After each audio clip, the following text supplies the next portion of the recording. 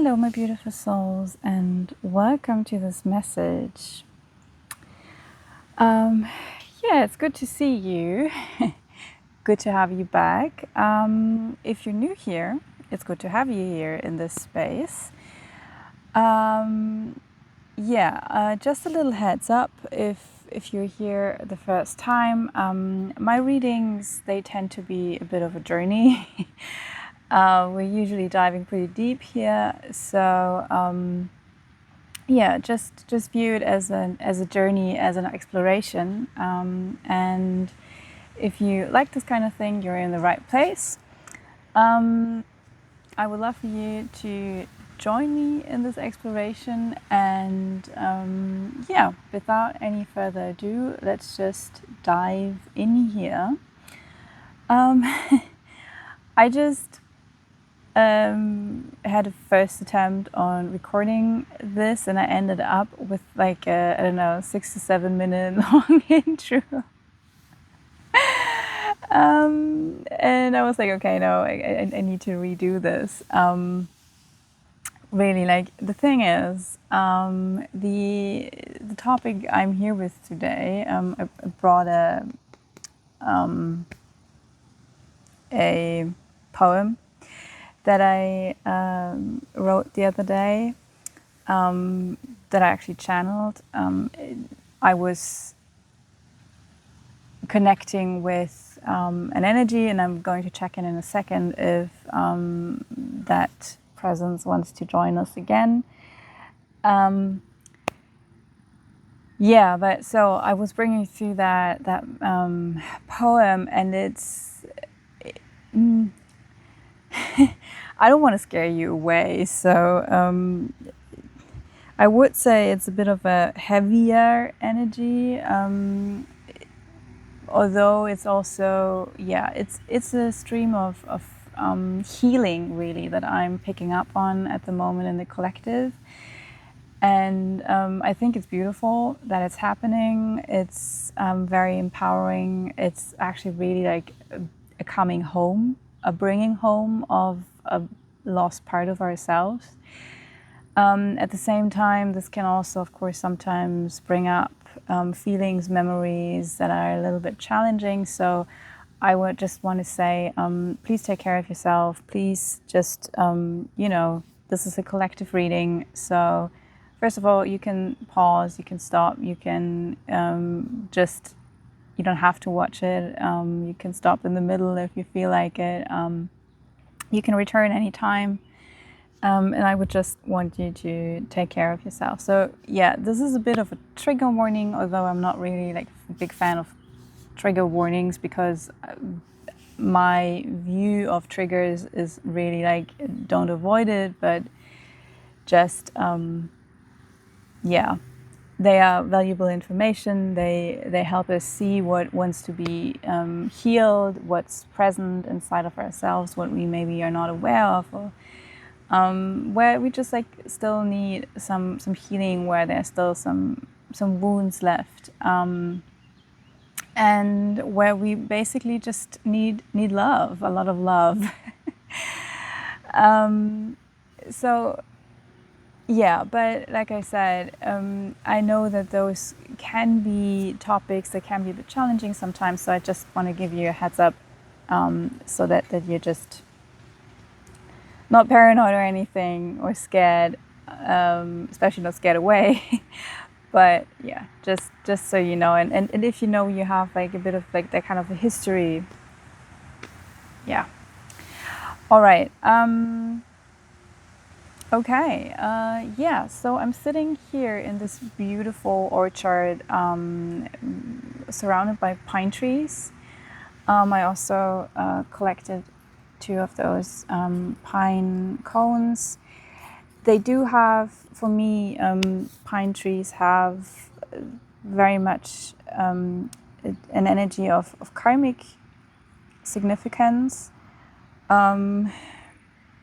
I am getting eaten by mosquitoes here, so let's hope that I make it through the reading without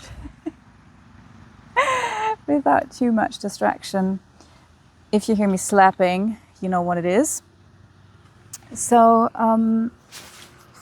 yeah, let's dive in and connect.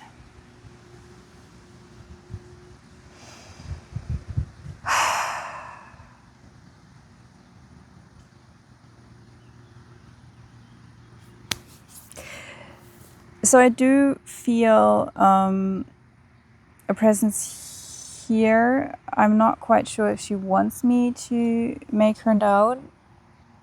Not yet, she says. Okay.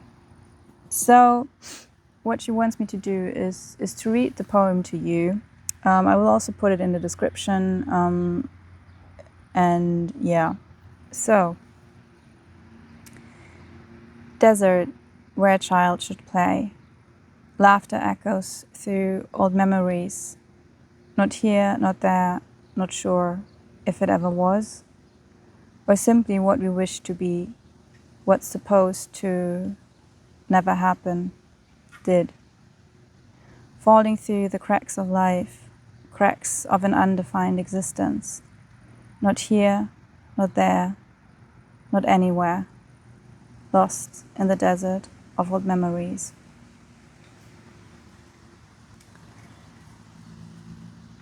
So, yeah, like I say, I'll put it in the description as well. You can also just stop the video and read it again, if you can read it on the screen.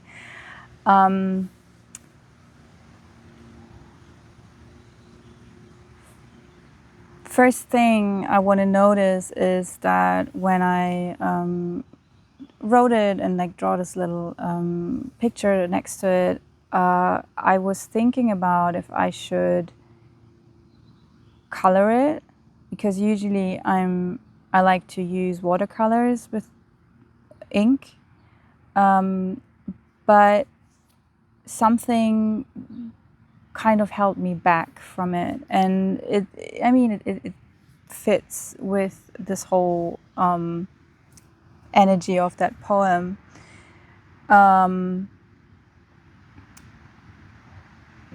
this is just like a childhood, like in a desert, like there's no color, there's no happiness, basically. There's something missing here. Something very important is missing.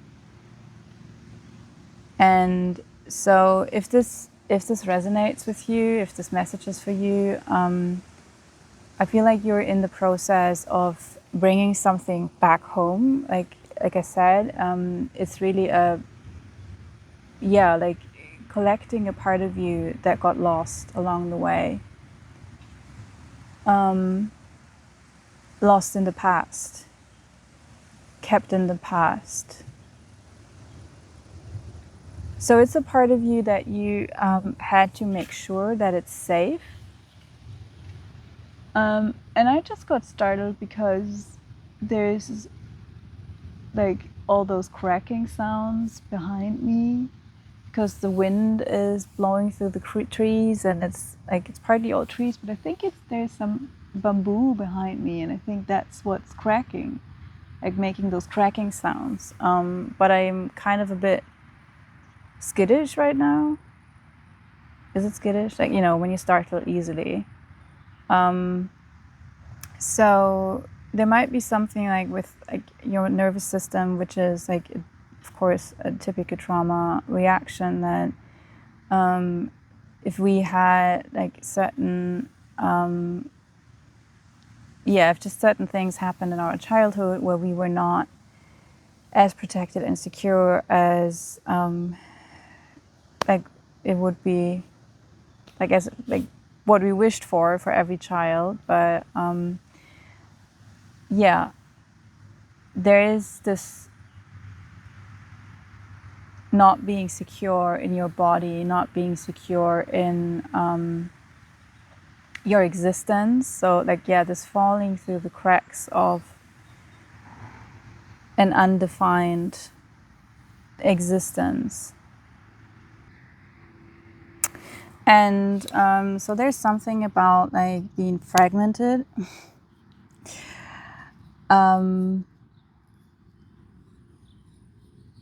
Like all those different parts, and so some of them are closer together and some of them are further apart, and so I see those as like fragments of your soul, and some of them you have already like tightly set into place again, like they are reintegrated. But you know, like this is a continuous process. Like we are just like recollecting parts of our soul that we have scattered over lifetimes, basically.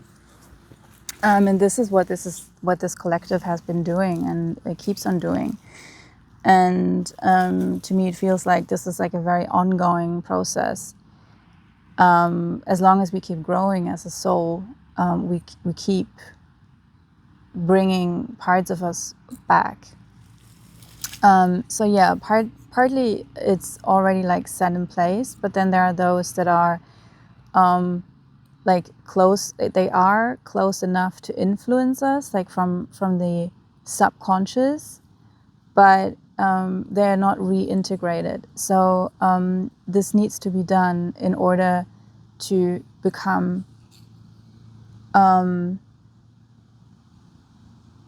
like whole, in a sense of fulfilled. Like if you want to be fulfilled, there's this need to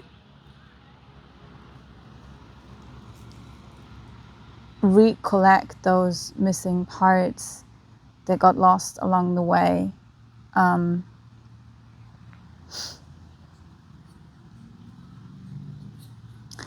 And so it seems like that here, what this poem represents, like there is a part of you that got lost, or was left in the past. Oh, okay. And this is bringing me to a reading I did the other day that was called "Are You a Time Traveler?" And it was about someone who has like the ability to go back in time and like kind of like to work with what some people call timelines. I would just say like with past and future versions of you, where you can actually go pretty much like back and reintegrate those parts of you, and become whole and like heal yourself through that. And this is not like, you know, it sounds kind of a bit woo-woo, but it's actually, this is something that also in, like even in therapy, or like, yeah, is a well-known process or method that is done in therapy or coaching, or like any form of where you're working with the subconscious, and you're basically like working with parts of yourself and reintegrating them. Huge part of trauma therapy in many ways. So yeah, let's see what else wants to come through with all of this.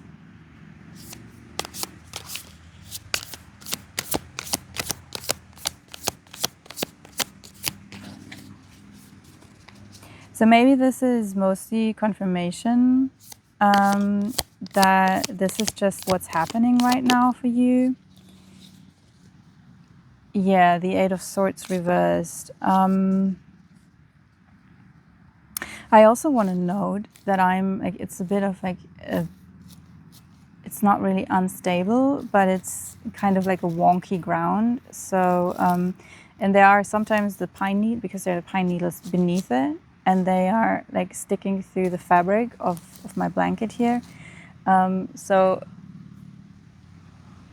it can be like a bit uncomfortable, unstable, and sometimes it stings. Yeah, sometimes it stings. Like also, like, and now I'm drawn like to the spikes on here. Also like the tips of the swords. Yeah. And now my leg is starting to, okay, my left leg suddenly feels like pins and needles all of a sudden.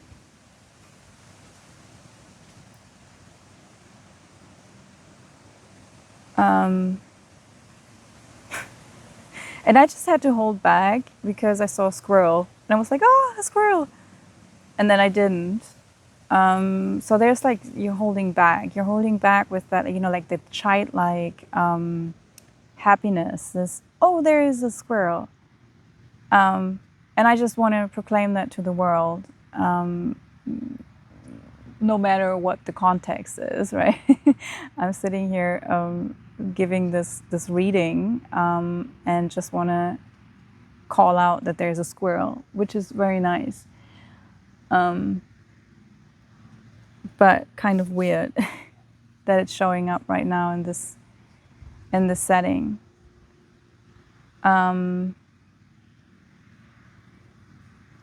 Yeah, I'm a bit distracted. Like my energy is diluted, like scattered really, which again speaks about this, like the parts being scattered, and like we need to recollect them.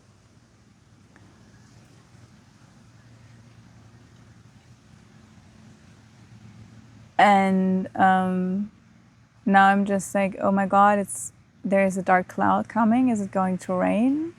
Because I think I just felt a raindrop. Not sure. So much happening. Yeah, okay. So maybe you feel scatterbrained, scatter-minded, all over the place. Like I said, a bit like startling easily. Always a bit on the...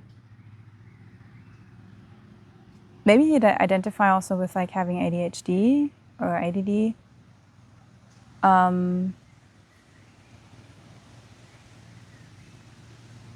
Yeah, problem to focus, problem to stay on track.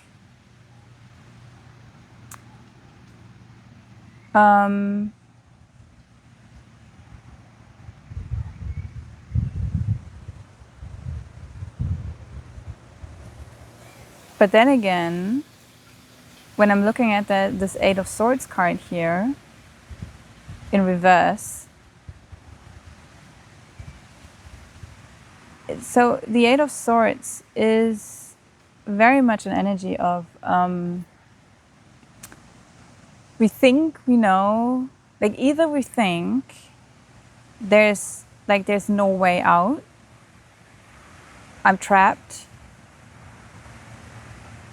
and we're actually just like so caught up in this being trapped that we don't see that there's actually a solution to our problem, that we could just get up and walk away, kind of. Or it is that we are so focused on just like one thing. We just want that one thing. And it's keeping us stuck because we are not...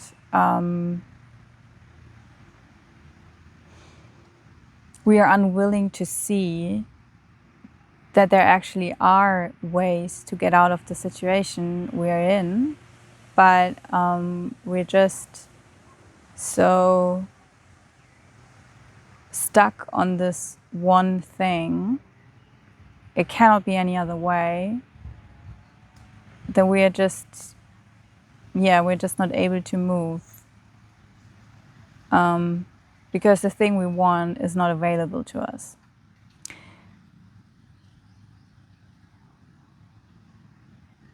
And with this reversal here, I feel like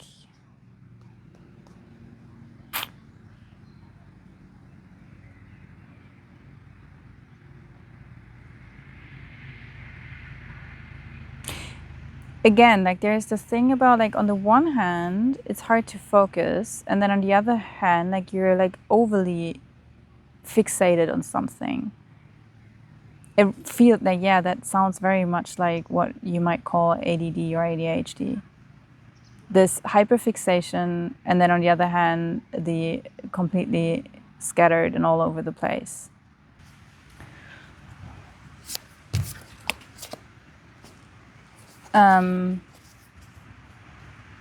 So there's something about that it might be helpful to look at those childhood topics of yours. If there's something like, I mean, like I'm not a psychologist. I'm not.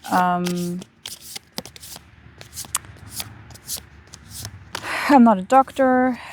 So I'm not. I'm either willing nor actually like really capable of giving any kind of medical advice. Thing is that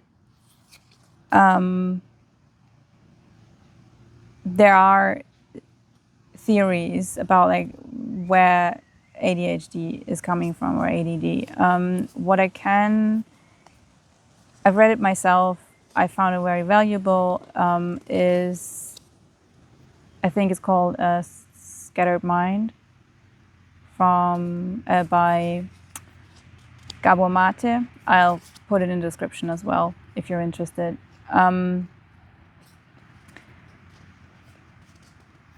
He talks about the connection between trauma and ADHD, ADD. And I found it very interesting, and it's also quite, like, to me, it makes a lot of sense. It makes a lot of sense the way he describes it. Like, he is a doctor, he's like a medical professional. And yeah, and he's not the only one who sees those connections. So it might be valuable to look at that. And they're also, with this focus thing, I'm not saying that this is like the only cause for ADD, ADHD. It's just like, it's a factor that when it's, to put it a different way, if you like step away from that diagnosis for a moment and you look at it like from the metaphysical perspective, like when you look at it more like from the idea about energy, and it's like, okay, so when energy on the one hand is like hyper focused, and then on the other hand it cannot focus, that is like an imbalance of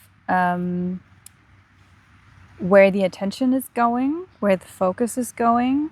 So it is about what is safe to me.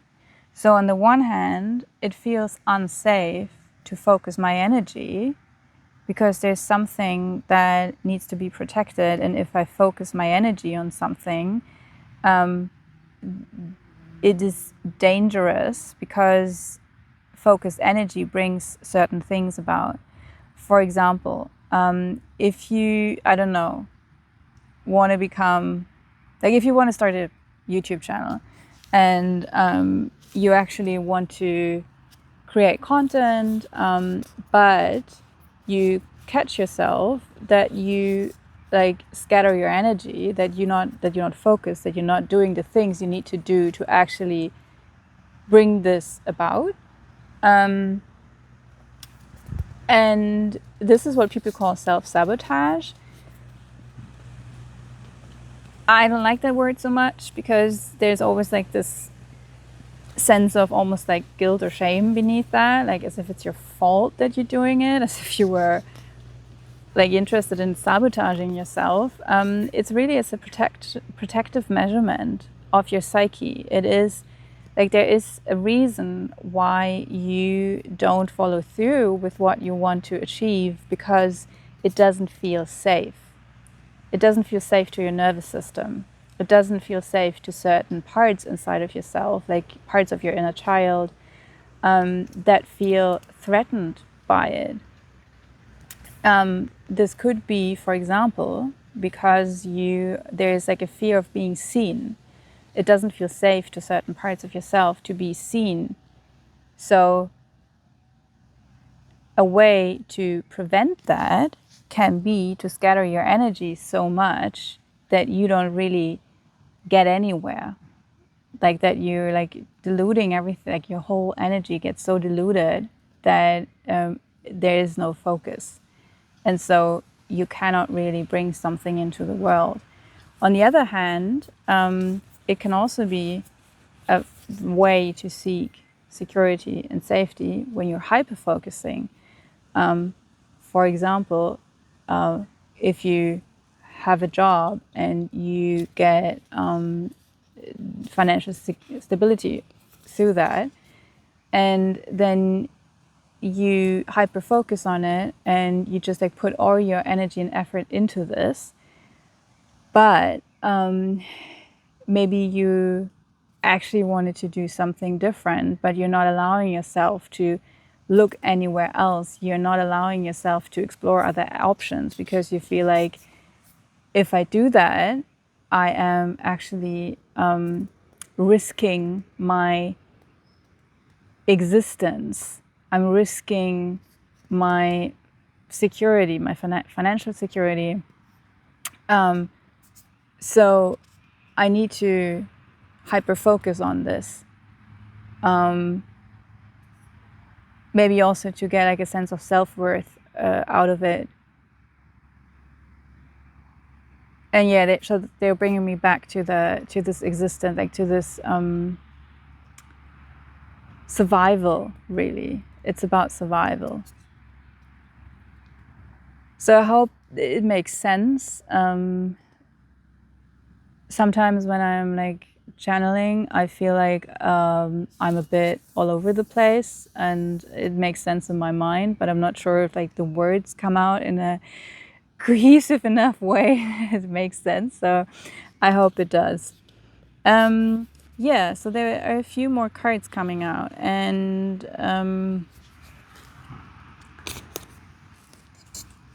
let's see, how do we want those?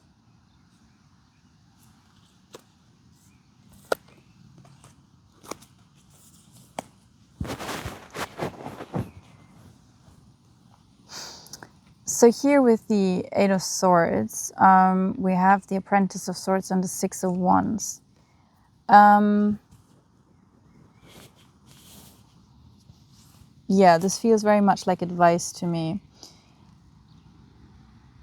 So yeah, the road to success, basically, the road for you to get what you want, and not. Okay, so what they're making clear is like they're not trying to help you get what you think you want, which can be like, your hyperfixation. This is not what this advice is about. What this advice is about is to find out what is lying beneath that hyperfixation, why you feel the need to hyperfixate on something, or other way around, why you feel the need to scatter your energy. And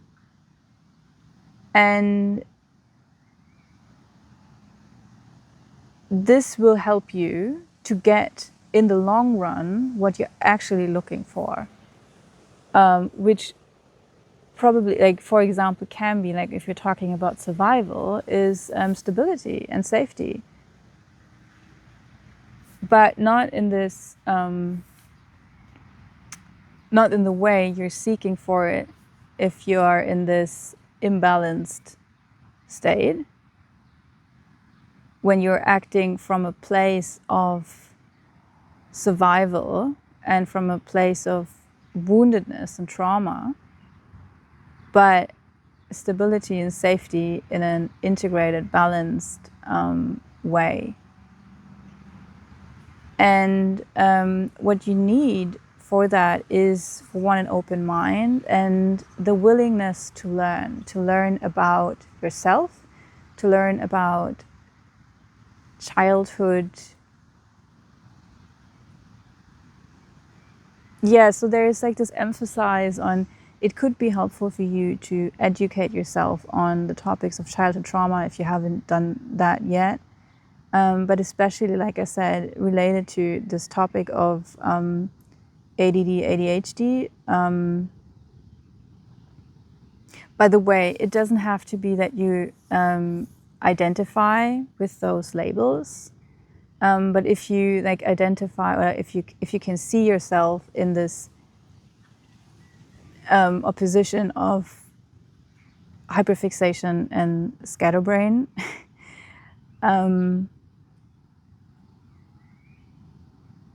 you don't have to have like a diagnosis and you don't have to identify with it. But if you do recognize yourself in this pattern, then it could be helpful to educate yourself on the relationship between childhood trauma and those kinds of behaviors. So now it makes sense why I recommended the book by Gabo Mate. He also has several YouTube videos. I would just advise you to look for videos where you actually can see him speak, because there's a lot of AI slop by now where they just like take his voice and let him say stuff that is not him. So just make sure that it's like really him. There are a lot of interviews, there are a lot of speeches by him where you can actually like see him talk, and so you can make sure that it's really him. And like I say, he has also a lot of books that he's written. So, and of course, I'm sure there are like other people. It's like he's the one I know where I got my information from, a part of my information.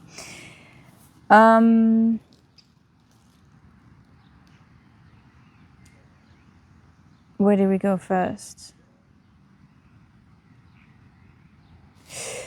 Okay, with the Fool card over here, this is for me very much confirmation what I said about like that this is actually like a karmic thing. So it is not just about like healing your personal life, but it's like your woundings. It's pretty much if your soul came in here with something that it wanted to achieve, something that it wants to bring about in this life, there's a path it intends to walk.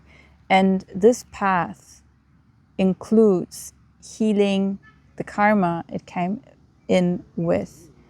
There are reasons why I'm relating this to the pine cone. It has to do with the pineal gland. It has to do with the Fool card in the tarot, where like there's a pine cone on like the bundle that the Fool in the traditional tarot is carrying, and it is like there are certain like spiritual and like esoteric teachings that relate the pine with karma and with the baggage that the soul comes with into this life with. And the karma usually is the way to fulfillment. It is the way to it's pretty much like almost like the roadmap to find your way through and like to the place where you can actually step into what your soul intends to be in this life.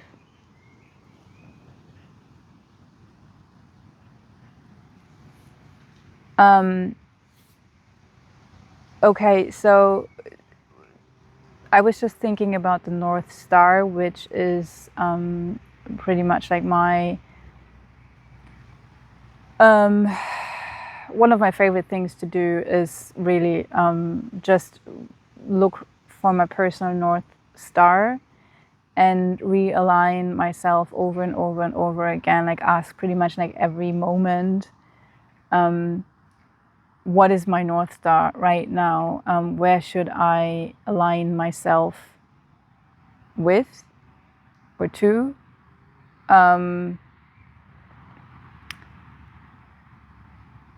And so there's this relationship with karma, with the North Star, because I also like relate the North Star, like my idea about the North Star, with the North Node in your astro chart. I'm not an astrologer, but like for me, it was very, very valuable to look at the North Node and in relationship to that, the South Node, like the axis.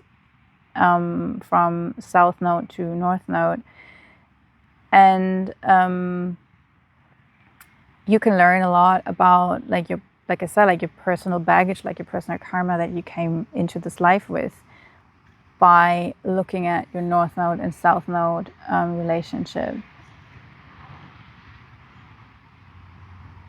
So yeah, those are different ways of like working with this stuff. So okay, this brings me like back to this learning thing. So it seems like they're giving you certain cues of how you can deal with that.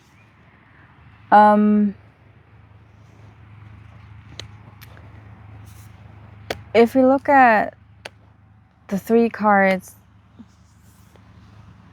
that are lying like on the bottom here,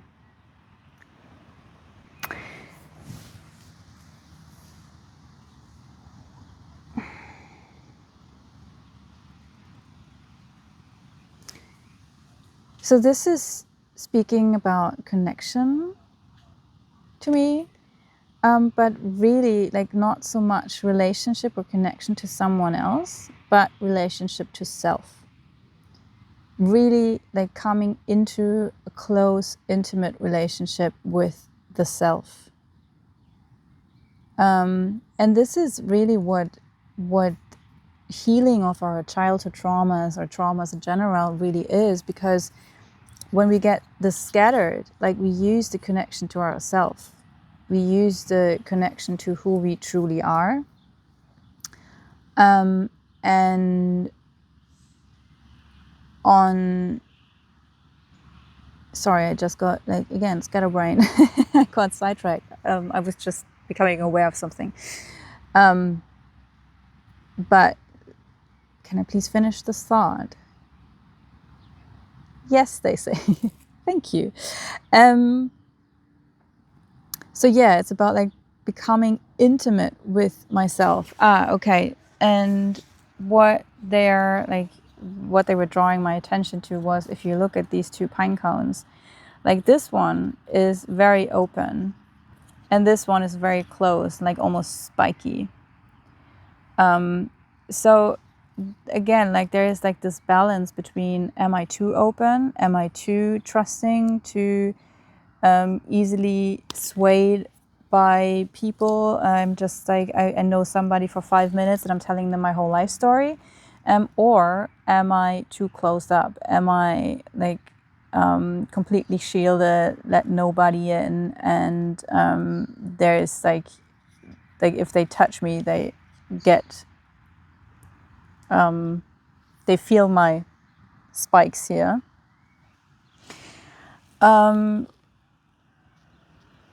And those are all like again, like trauma reactions, right? It's the question is, are we more like on the avoidance side, and we have like all this armor up, or are we more on the clingy code, what is it? Yeah, you know, like on the needy side. It always sounds so mean when you say that, needy.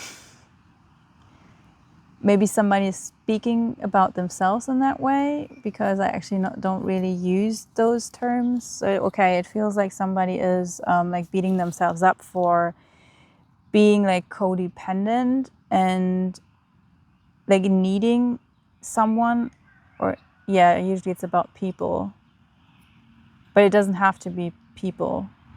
It can be anything really.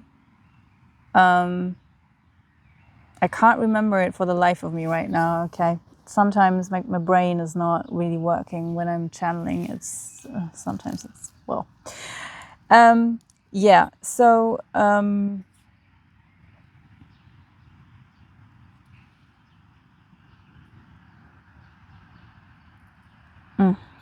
yeah, I can't think of yeah. So when you're like too much in the clinging on and too open, both of those are, of course, it's childhood wounding. Those are patterns that we adopt, and it is happening because it feels unsafe to be like fully in relationship with ourselves. So that is the aim. The aim is to come like in a full connection with the self, so that we can be secure in ourselves, and we don't need to be like too open, too inviting to other people, or like too shielded, because we are so stable in our own being with ourselves, that we don't try to protect us or to make ourselves agreeable to other people in order for them to be to feel safe, because we know that the connection can stay. Again, I feel like I'm a bit unclear, but I just hope I'm making sense here.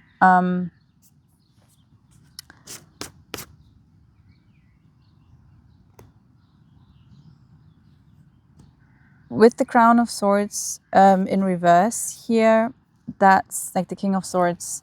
It is really about like expressing our full truth, our true self, which speaks is pretty much like what I just said.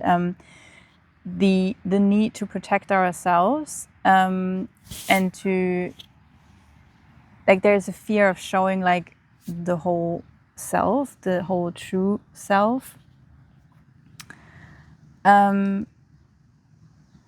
because it doesn't feel safe. It doesn't feel safe to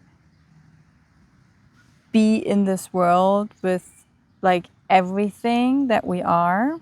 And so we are just, we are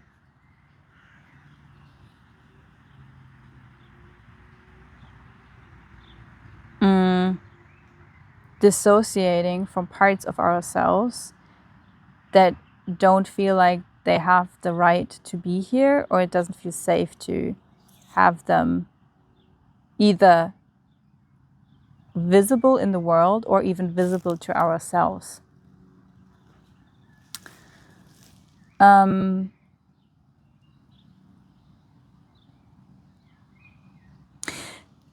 the Nine of Wands here is speaking to me about, be patient with yourself in this process. It is, okay, so like there's again this thing about like beating yourself up for, why am I so needy? Why am I so clingy? Or why am I so protective?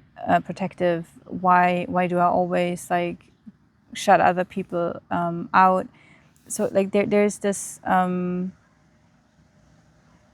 thing about beating yourself up for it, and I just feel like give yourself a break. Like you're doing great. You're doing great. I mean, you're like sitting through this like I just saw 4 on the timer. So it's like you're sitting through this reading here, and if you stuck with me and stuck with this reading, and I know it's not easy. It's probably also not so easy to follow me because like my brain it feels a bit fried right now, and it's like it's not an easy energy to work through.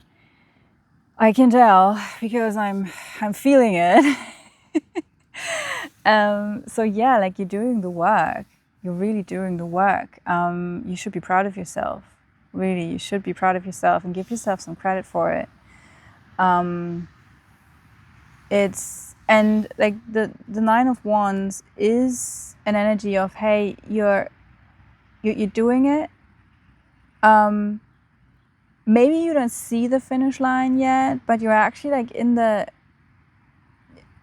you're on the way there. You're on your way there. And what's important with the Nine of Wands is because Wands energy can be very, very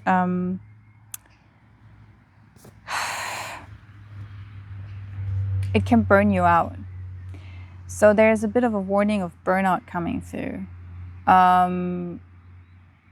Be kind to yourself, watch your energy, and don't expect yourself to like heal overnight. Don't expect yourself to be further along than you are, because I just feel like, honey, you're exactly where you're supposed to be right now. You're exactly where you're supposed to be. And that is simply because it is what it is. Like there's no benefit in telling yourself that you should be something that you're not, because it's a form of resistance to what is present, what is. It's a form of resistance to yourself when you are expecting yourself to be something you're not yet.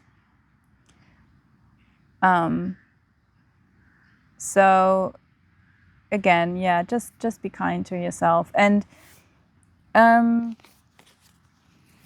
really, like the advice that's coming through is like what leads you where you want to be, where you want to go, is actually education and open-mindedness, like the willingness to learn.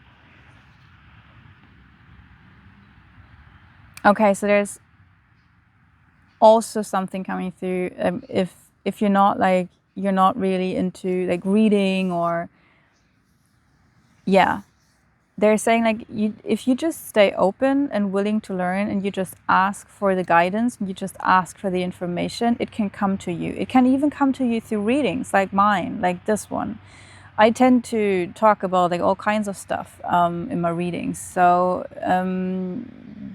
I think like, people can learn a lot from my readings, only because like I talk in a lot of depth about things. And I'm sharing my own experience, and I love to read, and I love to educate myself on different topics, and I have done that. Yeah, just I'm not saying that you have to do that with my channel. There are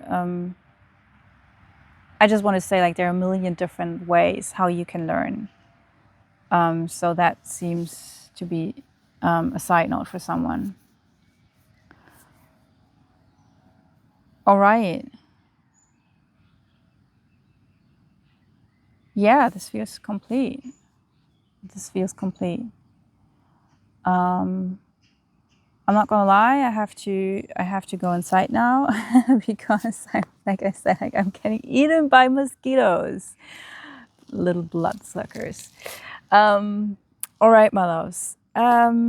This is amazing energy, and even if it doesn't feel to you like this right now, it actually is. It really is, because like I said, like you're doing the work, you're putting in the work, and that is what matters. It doesn't have to be perfect. You don't have to be anywhere where you're not. You're exactly where you're supposed to be right now. And the important thing is to stay open, to keep on growing, to keep on learning, and just the willingness to change, the willingness to, yeah, I always like the idea of to just like be a bit of a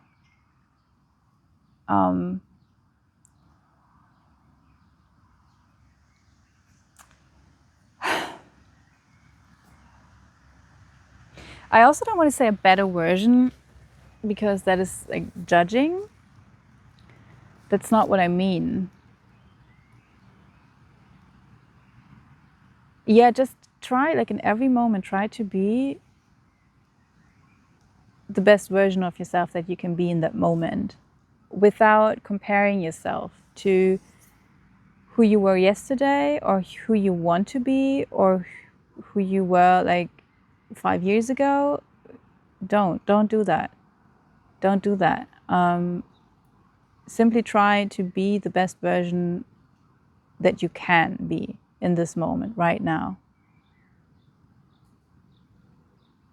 Yeah. So, mic drop. All right, my loves. Like I said, this is amazing energy. I wish you all the best with that. If you found this reading helpful, I would love for you to maybe like the video or leave a comment. Tell me about how you're doing, if this resonated with you. Maybe even leave a subscription. That one is hard to pronounce. It helps my channel grow, and it also helps with the algorithm so that other people can find this content and interact with it and benefit from it. So, with that being said, I wish you all the best, and I would love to see you in one of my next videos. Until then, love you and take care.